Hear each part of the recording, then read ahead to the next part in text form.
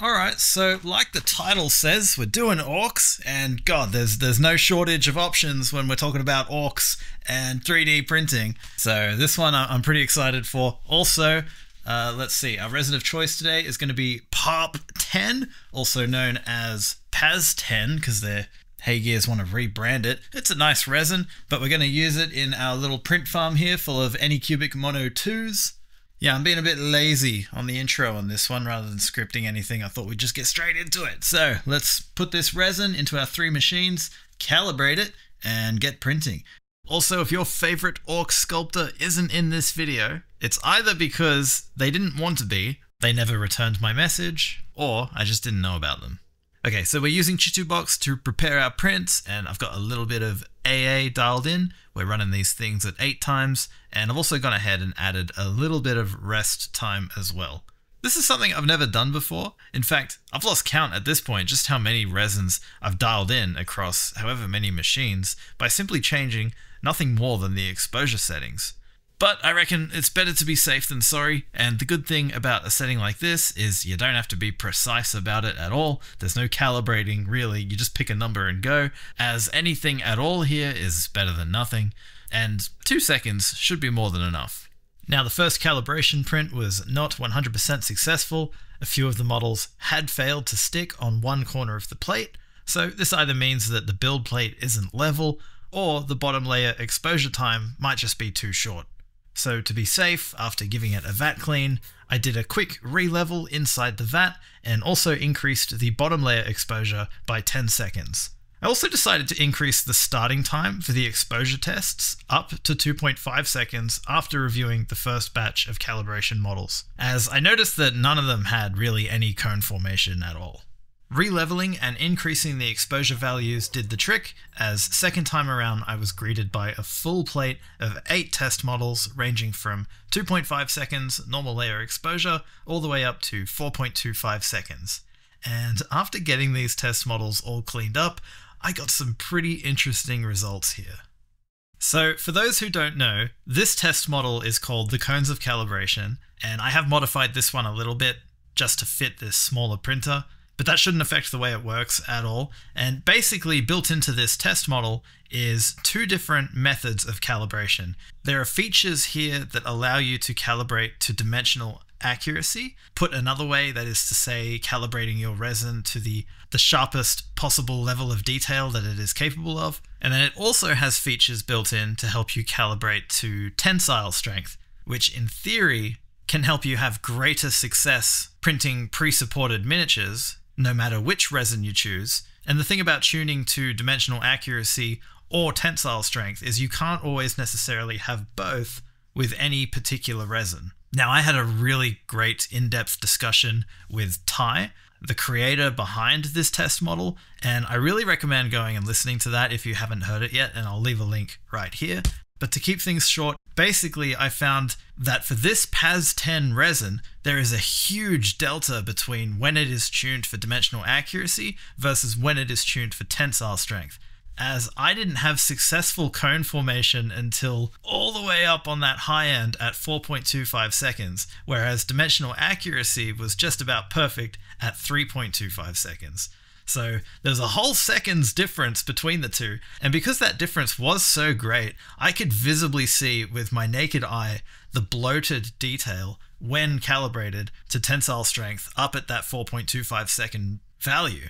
And so I decided to make the judgment call here that I would tune this resin to dimensional accuracy, and so I went with 3.25 seconds.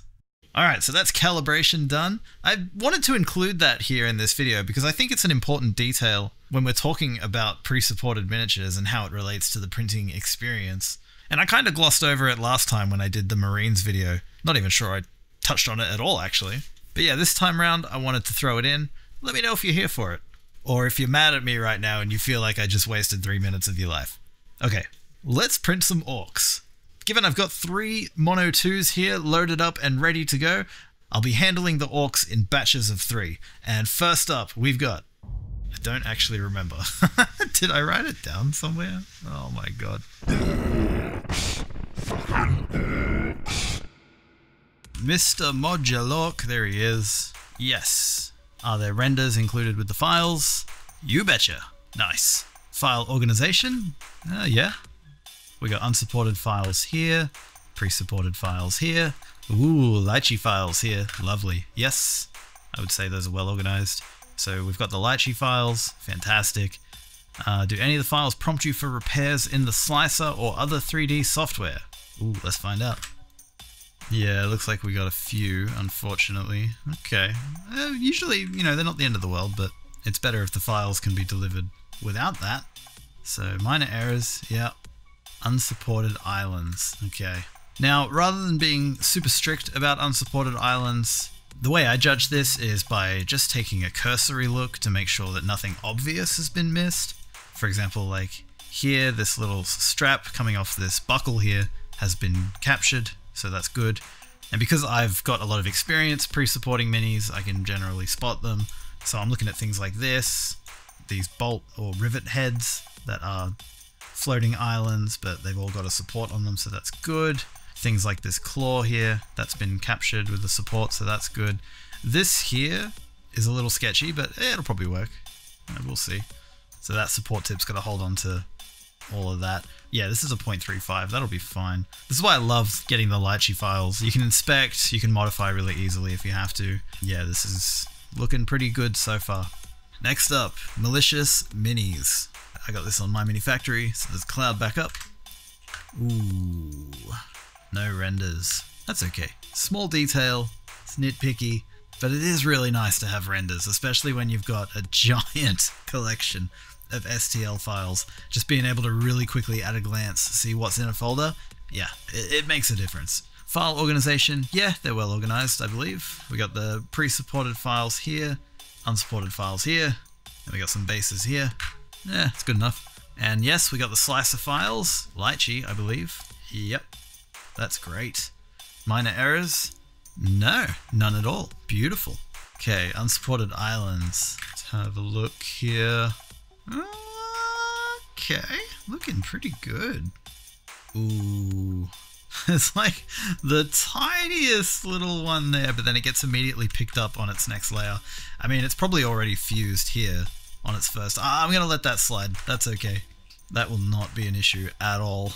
Yeah, this is looking very promising. Let's prepare a plate now for these. Alright, time for Puppets War Miniatures. New rating. Alright, yes, we got the My Mini Factory backup. Renders, you bet.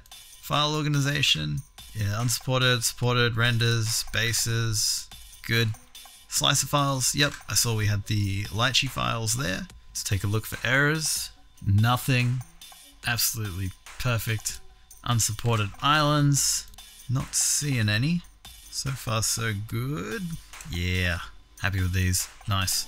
So let's now print up all 3 plates of our Orcs from Malicious Minis, Puppets War, and Mr. Modulock, and see how we get on. So at first glance, things are looking really good here. We've got 3 whole build plates full of minis, which is always what you want to see. Obviously, doing our due diligence before with the settings was well worth the effort, but immediately after getting these plates out of the machines, I started to notice that not everything had turned out perfect here. I could see some disconnected tips in a few places, which, although doesn't always lead to print failures, is still never encouraging to see, but sadly I could see some parts here that I would consider to be print failures. After getting all the models off the plate and through the wash, it's a lot clearer to see now exactly what's gone wrong. What you're looking at here is one of the Puppets War Orcs, and yeah, that arm has just completely failed to print. Also, this ammo belt here hasn't fully formed either. Then from Malicious Minis, one of the Orcs' weapon hands holding a pistol looks to have been insufficiently supported, as it's also failed. This is always just so frustrating to encounter because, like, you can see for the most part here, everything turned out great. Like, looking around, we can see that appropriate supports were chosen for just about all the parts here and are still connected at their tips at the conclusion of this print, with those attached details having printed great.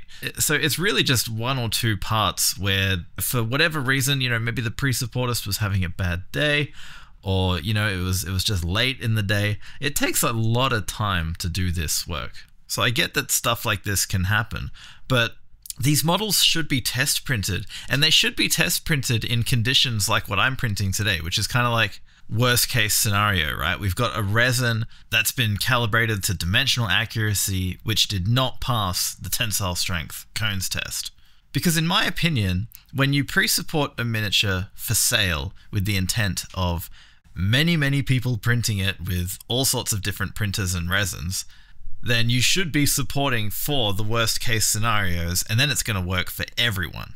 And it was conditions like this that I myself cut my teeth on with pre-supporting miniatures. So I actually feel pretty confident that if I took something that I supported myself and printed it right now, that it'll turn out perfect with no disconnected tips at all. So in fact, let me just do that real quick, because I want to make sure that we're really clear on this point before I start throwing out bad ratings here for people. Because I don't want to hear in the comments how, oh, you should have used cones and then all of these prints would have worked. I don't want to hear that because I don't think that matters. I'm going to show you that right now. So here's a Space Marine by Dow Miniatures that's been pre-supported by me. I haven't changed anything at all. It's the exact same resin, settings, and printer. I also threw a couple of other miniatures on here that I'm reasonably confident have been pre-supported well, as I've printed them in a number of different printer and resin configurations already. One of them's an Orc here by Smuggler Boutique, and another is a Dwarf by Artificer's Mini. And yeah, everything here's perfect, especially the Marine, the one that I supported. There's not a single disconnected tip anywhere. Everything has formed perfectly. And most importantly, the removal of these supports is just perfect. I mean, I'm not trying to blow smoke up my ass here or anything, but I know what I'm fucking doing when it comes to supporting miniatures. I've put in so many hours into doing this. This is my jam. So yeah, hopefully you can see here these supports are coming away beautifully. They're not leaving any support scarring. This miniature turned out perfect. And the other two turned out great too. So I'm feeling pretty confident that it's not our resin or printer or settings combination here. It's the supports. So I'm now going to carry on judging the supports, and I don't want to hear about how it's my settings, all right? Appreciate it. So, of our first 3 Orc sculptors on the chopping block today, the only one to come through with no print failures at all is Mr. Modulorc. These parts turned out great. I didn't see any disconnected tips at all, and support removal was a breeze with non-existent scarring. And God, if it wasn't for those minor errors in the files, it would be an easy S tier today for Mr. Modulorc. But those minor errors have brought this down to an A tier, but hey, that's still pretty good. And for those who aren't familiar with Mini Raider and this rating system, basically S tier and A tier essentially means the models have been supported really well and you can be confident that they will print great. And what sets these two tiers apart is less critical things like minor errors or missing files like those Lychee or Chitu box scenes, for example. And then B tier, this is where shit has gone wrong basically. So any print failures that can be directly attributed to the files as they were provided, whether it's from bad supports or major errors in the meshes, for example, these are what sets B tier models apart. I like to think of this 3-tier system as sort of like an effort meter. B tier means I gotta put in work to get these files printed. A tier might be great as is for printing, but annoying in a couple of other ways that are less important. Like, yeah, not having those slicer files, which are just so bloody invaluable. Another one is renders. Often they're overlooked, and I wish they weren't. But getting back to our first 3 Orc sculptors here, it's going to be an A tier for Mr. Modulorc, and unfortunately for Puppets War and Malicious Minis, it's B ratings today. Because I did have to go back and put in work and modify these supports, which thankfully I was able to do in both cases because I had those Lychee scene files, which is great. And I have recorded actually a whole bunch of additional footage and commentary analyzing and correcting these files that I do want to share, but this video is already going to be quite lengthy, I think. So instead what I'm going to do is I'll release all of that separately as an exclusive bonus video just for channel members. So before we proceed with the next 3 orc sculptors today, I'd like to just take a moment here to tell you about my channel membership and what you can get out of it. And if you're into 3D printing, hear me out, don't skip ahead, because this month, this October, I have got some excellent files that have been very generously contributed for all Once in a Six Side channel members from the great and talented Arcane Whiskers, Artificers Mini, Dow Miniatures, Imp3D Sion, Lucas with a C, Morcax Foundry, Neoteric Miniatures, Tractor Minis, and Skulltown Minis. So yes, there's a bunch of orcs in here as well, which is just fantastic. The Warden kit from Neoteric Miniatures, look at that, that's amazing. So all you Tau players out there, you're gonna love that. It's such an incredible kit. I mean, you could build your battle suits in like an unlimited amount of configurations there. It's wonderful. There's some great fantasy themed stuff in here from Imp3D Sion and Artificers Mini, and then of course, yeah, all the orcs, which we will see coming up soon in this video. So head to Buy Me a Coffee or Patreon, links down below, become a member today. It's a great way to support this channel and help these videos be a thing. I personally don't really like doing sponsorships. I've done, I think, 2 this year. Primarily, I'm running this channel off of direct fan support, and God, I wouldn't have it any other way. This is such a great way to run this channel, which allows me to make the videos I want to make. It allows me to speak my mind and not worry about upsetting these big 3D printing brands. You know, I don't have to worry about locking in a sponsorship deal every single video. Like, yeah, it's wonderful, and I'm so grateful to every single one of you who can come and sign up and help perpetuate this weird little 3D printing channel. All right, thank you very much. Look forward to seeing you over there. Oh, also there's our private Discord server, which is an excellent place to be if you're into 3D printing. It's a nice place to hang out. We've got a good community there, but also we've got excellent print support. If something's not working out for you, just start a thread, share some pictures, we can talk about it and figure it out together. We also do our print and paint, which is a fun little community activity we have every month, where the models that are available for the month, you can print any that you like, paint them up, and I'll show them off in a video at the end of the month. So yeah, oh, there's also the welcome pack too, which is always growing. There's so much stuff in the welcome pack, and no matter what point in time you're watching this video, if you sign up, you can get access to the welcome pack and all the great stuff in there. And just quickly, I want to give a couple of shout outs to a couple of active campaigns that are running right now that you might want to know about from these contributing artists. So from Dow Miniatures, there's the Dynamic Heads collection, which, hey, look at that, it's been fully funded. Congrats, Dow Miniatures. But you can still do a late pledge for this one, and this is insane. It has like all the heads you could ever want for your far-flung, grim-dark sci-fi tabletop war games. Yeah, incredible stuff here. Highly recommend checking that out. And then also, Tractor Minis is running the Void Armor and Brutalist WTC Terrain Frontier on My Mini Factory. At the time of recording, this one's still got 17 days left, so go check out Tractor Minis on My Mini Factory and the Void Armor Brutalist WTC Terrain Frontier. This stuff looks sick. Yeah, go support these small artists, show them some love, and get yourself some cool models in return. All right, thank you very much. Let's get back to figuring out who makes the best bloody orcs. Okay, next up, we have the Goblin Scrap Walker Mechs by Morcax Foundry, the Canned Cowards by Lucas with a C, and the Orc Marauders Black Ops by Skulltown Minis. This is the first time I've seen someone do box art for STL files, and I fucking love it. This is beautiful. Holy shit. Just such good renders from Skulltown Minis. I'm loving this already. Top marks for marketing for Skulltown Minis. Seriously. Holy shit.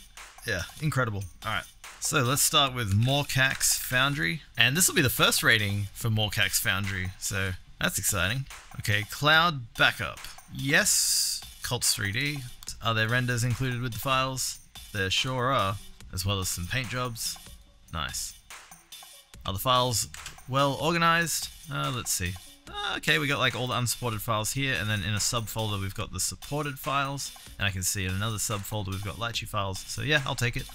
Good file organization. We got the Lychee files, no minor errors. Unsupported islands. Let's have a quick look. Oh no. Is this auto supports plus manual supports? Oh no. Oh, I do not like that. These are going to be a bitch. Because like when you have all these tiny little supports, it's just... it takes so long to remove them all. It's really tedious. Look at this little island here, right? Zoom in on this. This little guy right here. Watch it grow, okay? And then see how these supports here are just grabbing onto the side when this island is already fused to the rest of the model here. And so they're literally doing nothing.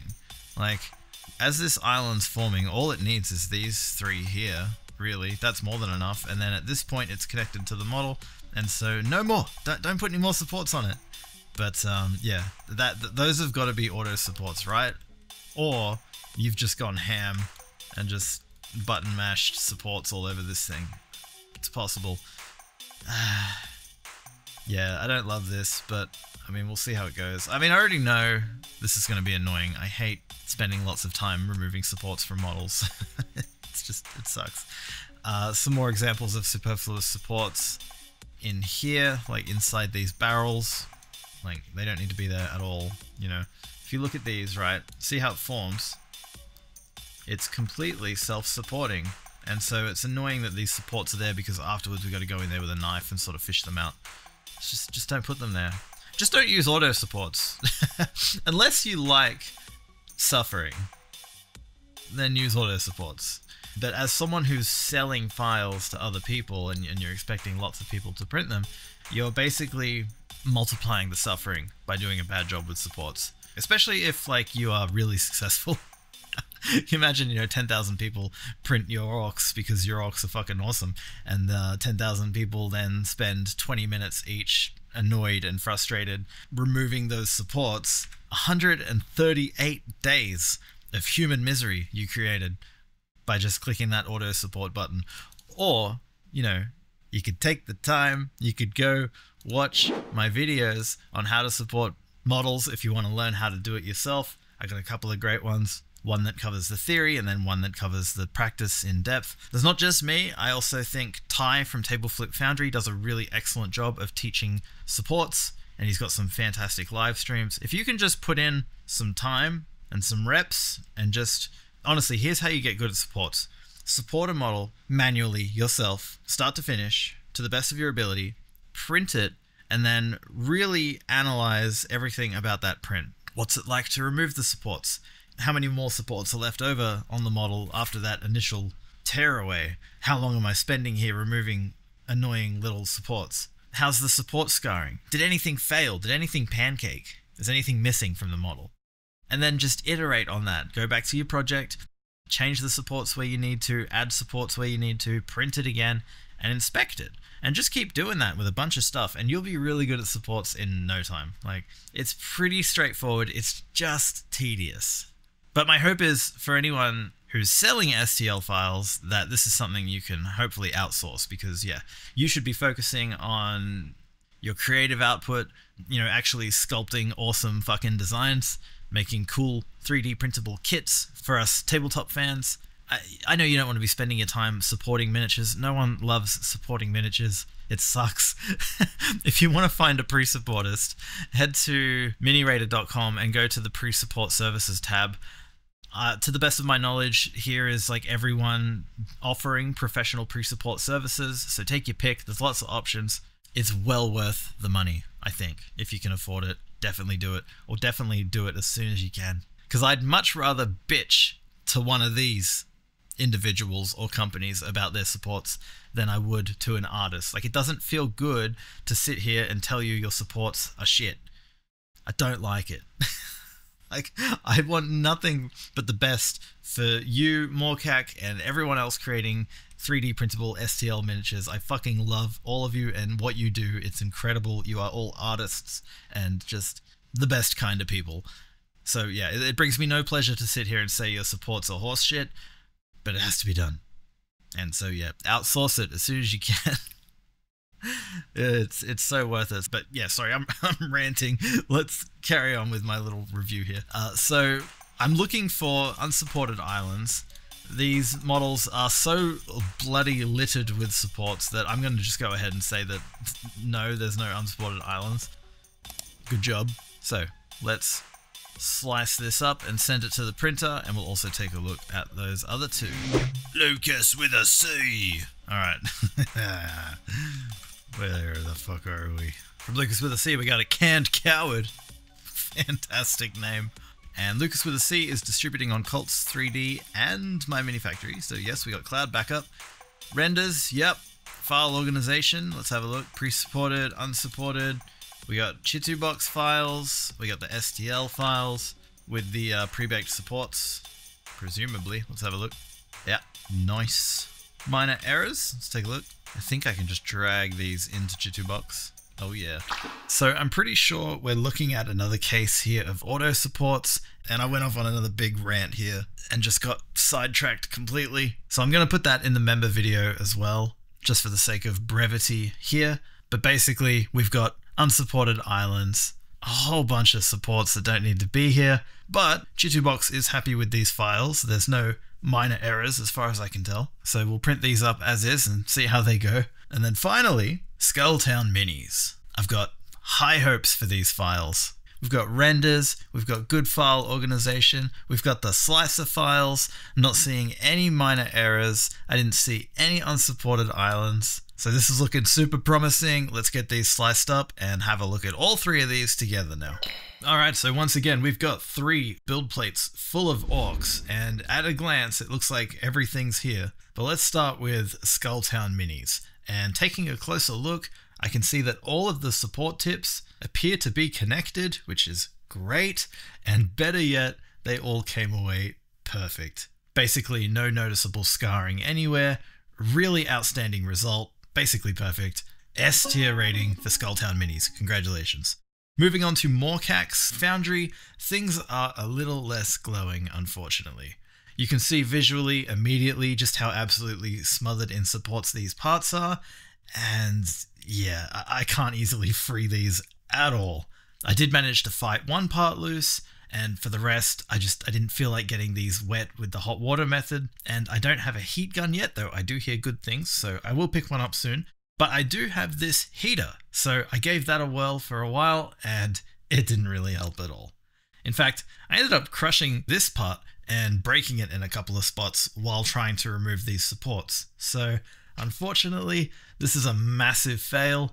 These are unusable, and so for Morcax Foundry, it's a B tier rating. Finally, we have the Canned Cowards by Lucas with a C, and this is a really interesting result. It's so freaky similar to Haygear's automatic supports. Like, they're extra work to remove compared to manual supports. They leave a bunch of scarring, but hell, it's a successful print, and it's all there, so you can't argue with that. I'd prefer that these were pre-supported properly, and the model wasn't so horribly marred up with all this support scarring, but you've technically passed. So, maybe Mini Raider needs refining, because based on the way it works now, technically all you'd have to do is see to those unsupported islands, and you've got yourself an S tier rating. So, I don't know. It's an A tier today, so congrats. But I'd love some feedback on Mini Raider here. Does it need more granularity? And if so, how do we do it without overcomplicating things? What are some other questions we could potentially throw in to help delineate our results maybe a little bit more? We could potentially rename the tiers as well. Maybe it's not even helpful to be calling them tiers in the first place. Yeah, I'm completely open to suggestions on Mini Raider, but for now, I think it's serving its purpose well enough. And in my mind, that is to put pressure on those distributing printable miniatures to give us the best goddamn pre-supports they possibly can, especially when we're paying for them. Alright, let's move on to our final 3. And by final 3, I mean final 2, because we've only got 2 more.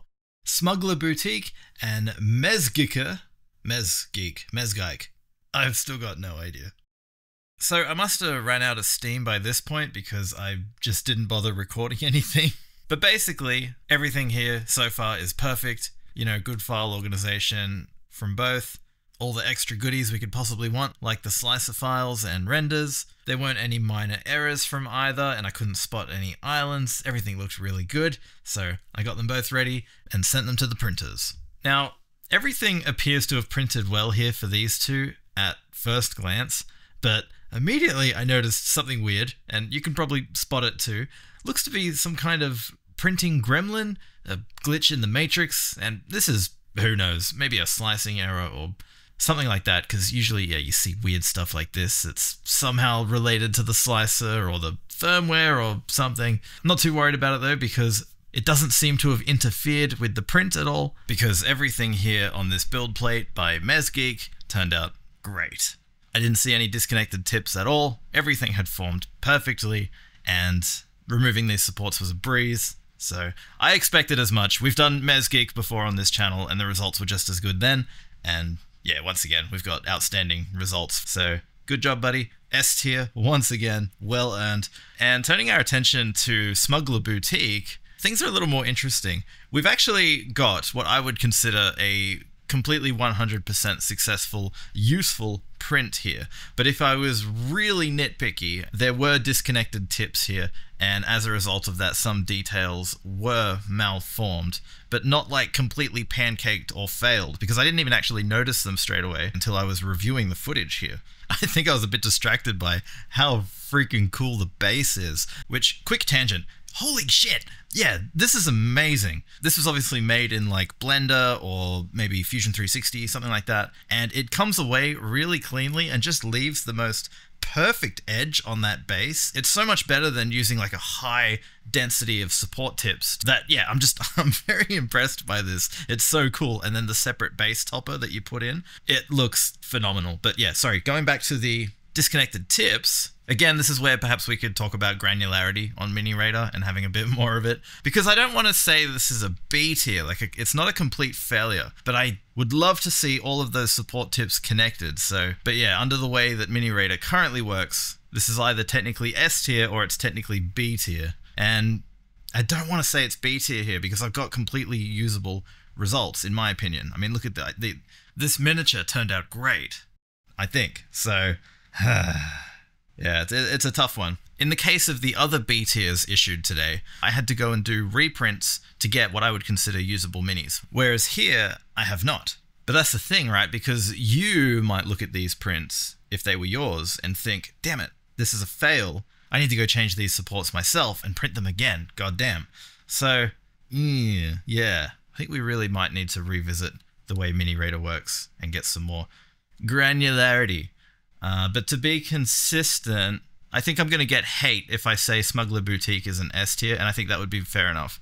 So I'm going to do the only thing I can do, and I'm so sorry, Smuggler Boutique. I have to give you a B tier today.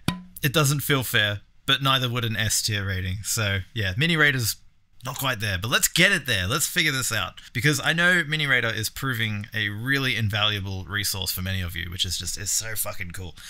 So yeah, if we can keep improving it and making it better, then that's going to be just fantastic. But hopefully, as the net result of today's video, more quality pre-supported miniatures may enter our lives. All right, you know what? That B tier rating is making me sick, because it's not fair. Like, Smuggler Boutique has done an incredible job. I mean, other than a few disconnected tips, the supports are excellent.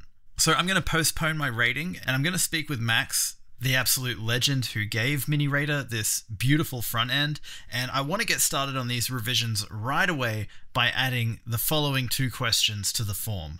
1, did the supports leave excessive scarring on the models? And 2, were there disconnected support tips resulting in softened, but not completely failed, details on the models? These two questions would serve the purpose of demoting S tier ratings to A tier ratings, which I think for these two issues makes a lot of sense, because it's really harsh to go all the way down to B tier over just a couple of disconnected tips for models that are otherwise completely fine. If stuff had pancaked and completely failed like we saw from some other creators today, then yeah, I don't feel bad about the B. Well, I do, but it doesn't really feel unfair to call those B tier. So Smuggler Boutique, based on that, you will get an A tier rating. So good job. All right, that's the end of the video. Thanks for watching. Patreon, buy me a coffee, and all the good things. Cheers.